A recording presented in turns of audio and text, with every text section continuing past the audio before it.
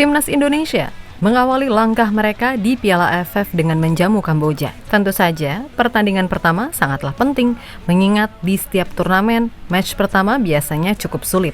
Akan tetapi, dengan segala persiapan yang telah dijalani, plus komposisi pemain yang sebagian besar telah menjalani pertandingan level tinggi di Asia, membuat Indonesia sanggup bermain super ngegas. Dan so pasti sorotan mengarah kepada anak muda yang baru aja resmi menjadi WNI. Dia adalah Michelle Baker, pemain 19 tahun yang memiliki postur menjulang.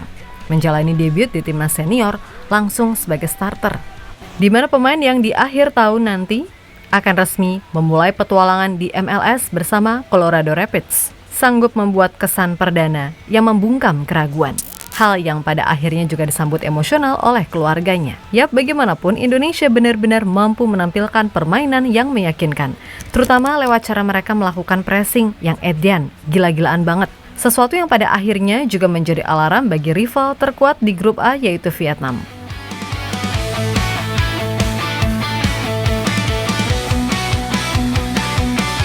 Pasukan Garuda maju tanpa ragu, bau saling jaga saat badai mengadu, biar keras dunia, biar Menjamu Kamboja di Pakansari, timnas Indonesia sejatinya cukup diunggulkan dari sisi kebugaran. Akan tetapi, seperti pada umumnya, match perdana biasanya tidak akan langsung berjalan mudah. Meskipun begitu, dengan komposisi pemain yang sebagian besar udah teruji di level Asia, segala hal yang terjadi nyatanya tetap bisa berjalan sesuai rencana. Yap, di laga perdana ini, John Hartman menurunkan komposisi yang terbilang ngeri. Nadeo di pos kiper, lalu trio Sandy Walsh, Rizky Ridho, dan Patinama yang didapuk sebagai CB kiri. Di tengah, Maklok, Ivar Jenner, dan Tom Haye saling berbagi peran. Sedangkan di wingback kanan, John Hartman menaruh Eliano. Sementara di wingback kiri, Donitri yang punya agresivitas dipasang di sana. Sedangkan Beckham di atas kertas dimainkan bersama Michelle Baker di depan. Yap, seperti biasa, apa yang terlihat di atas kertas nggak selalu sama dengan implementasi di atas lapangan. Sebab realitanya, Tom Haye justru banyak berada di sepertiga area pertahanan lawan. Sementara Beckham, Doni, dan Eliano menjadi tumpuan utama saat menyerang. Dan uniknya, Sandy Walsh serta Patinama juga sering ikut naik bantu serangan. Sedangkan Klok maupun Ivar terus waspada menjaga keseimbangan.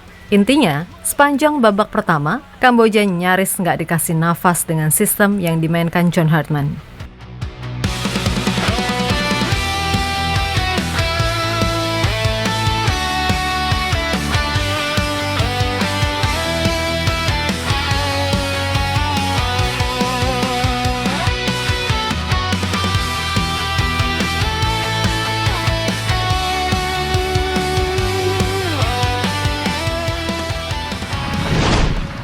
Lebih lanjut dengan skema yang sabar, rapi, dan tajam, serta pressing yang gila-gilaan, Indonesia sanggup mendikte babak pertama dengan fantastis. Hal yang kemudian membuat Kamboja seolah nggak bisa berbuat apa-apa meskipun di awal laga mereka sempat ngegas. Nah, babak pertama sendiri Indonesia sukses unggul 3-0. Brace dari Michelle Baker lewat asis Tom Haye serta Eliano, serta sundulan Sandy Walsh yang memanfaatkan sepak pojok sang profesor, membuat Indonesia menutup paruh waktu dengan keunggulan 3 gol yang nyaman.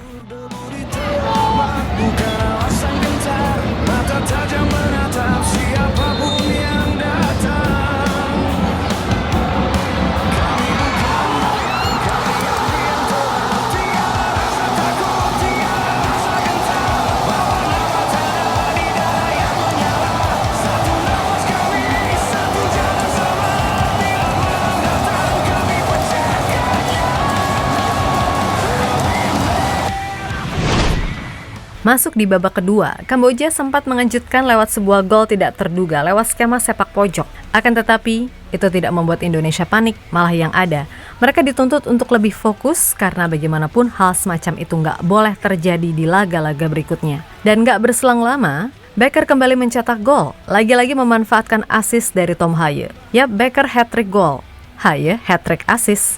Sebuah kombinasi awal yang sempurna dari dua pemain beda generasi. Hingga sampai akhirnya Jens Raven yang masuk menggantikan Baker ikut menyumbang 1 gol untuk membuat Indonesia menang dengan skor 5-1.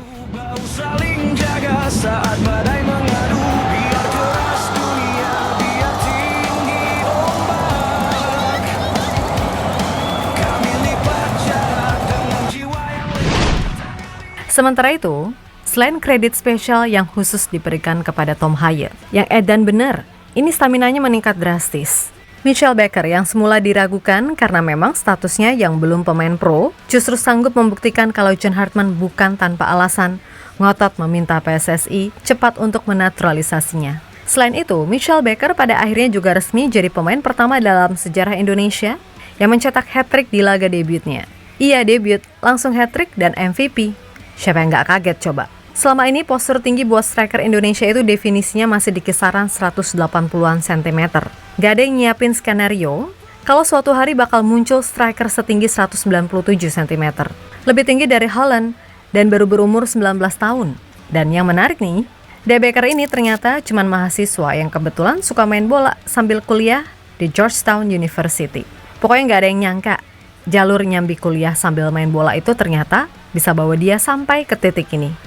Yap, remember his name, Erling Baker. Keren sih. Dan ngomong-ngomong, duet dia sama Ole di match resmi FIFA pastinya bakal jadi sesuatu yang epic banget. Satu buat duel udara dan hold up play, satunya lagi buat nyari ruang kosong dan nyelesain peluang. Nah, Baker sendiri usai laga mengaku juga nggak percaya jika dia bisa bikin 3 gol. Pokoknya mah dia cuma datang, main, dan fokus memberikan yang terbaik buat Indonesia. Dan siapa sangka, hal terbaik itu justru lahir melalui 3 gol yang sangat indah.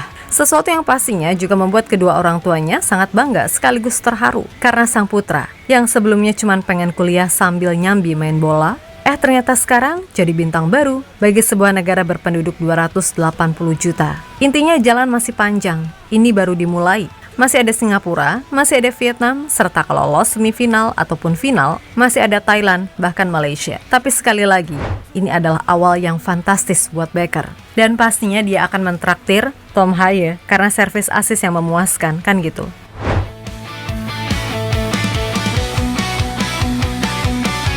Pasukan Garuda maju tanpa ragu, bau saling jaga saat badai mengadu. Biar keras dunia, biar tinggi ombak, kami lipat jarak dengan jiwa yang... Di sisi lain, hasil ini juga pastinya bikin Vietnam benar-benar waspada.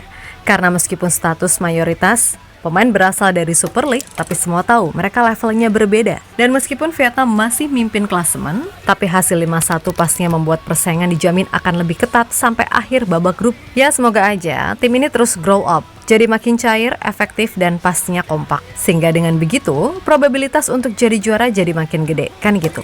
Pokoknya kita nggak boleh jumawa, karena ini baru match perdana. Lawannya pun juga secara kualitas, sejarah, serta pengalaman masih ada di bawah Indonesia. Ujian sesungguhnya so pasti saat melawan Vietnam maupun Singapura. Dua tim yang dalam sejarah Piala AFF adalah bagian selain Vietnam yang jadi batu sandungan tim Garuda buat jadi juara. Tentu John Hartman sendiri memahami sikon ini. Terlebih ia juga cukup marah karena kecolongan 1 gol yang seharusnya bisa diatasi. Intinya hal-hal detail akan menjadi evaluasi dan mudah-mudahan ya tadi. Kedepan di laga-laga selanjutnya kita terus bertumbuh untuk akhirnya jadi juara. Amin. Sampai ujung zaman, satu suara kami, merdeka selamanya. Yap, terlepas dari apapun, pada akhirnya sepak bola selalu menghadirkan momen-momen yang bikin kita amazed. Karena kadang yang paling berisik bukan yang paling bersinar, dan yang paling diremehkan justru datang buat ngubah cerita.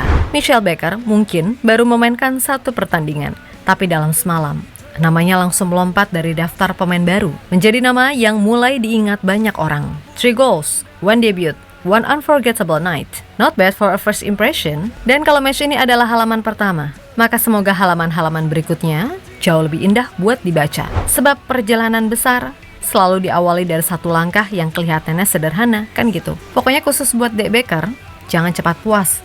Karena sekarang tantangannya bukan lagi membuktikan kalau kamu layak dipanggil, tapi membuktikan kalau malam ini bukan sekedar kebetulan. Keep hungry, stay humble, the best is yet to come. Dan buat timnas Indonesia secara umum, kemenangan ini memang manis, tapi manisnya jangan sampai bikin terlena. Karena turnamen baru aja dimulai. Badai yang sesungguhnya bahkan mungkin baru mau datang. Masih ada lawan yang lebih kuat, masih ada tekanan yang lebih besar, masih ada malam-malam yang bakal menguji seberapa besar nyali tim ini. Tapi kalau semangat, chemistry, dan keberanian bermain seperti match ini terus dijaga, yakin sih, piala yang selama ini cuma jadi angan-angan, pelan-pelan mulai berubah jadi kenyataan. Karena sejarah itu nggak pernah nanya, kamu datang dari mana? Sejarah cuman ingat siapa yang berani menulis namanya sendiri. One game down, the dream goes on. Dan semoga saat turnamen ini berakhir nanti, kita akan mengingat kalau dari Malam melawan Kamboja, perjalanan menuju sesuatu yang besar benar-benar dimulai. Untuk itu buat semua elemen timnas, tetap semangat dan sukses selalu. Oke, kita Garuda.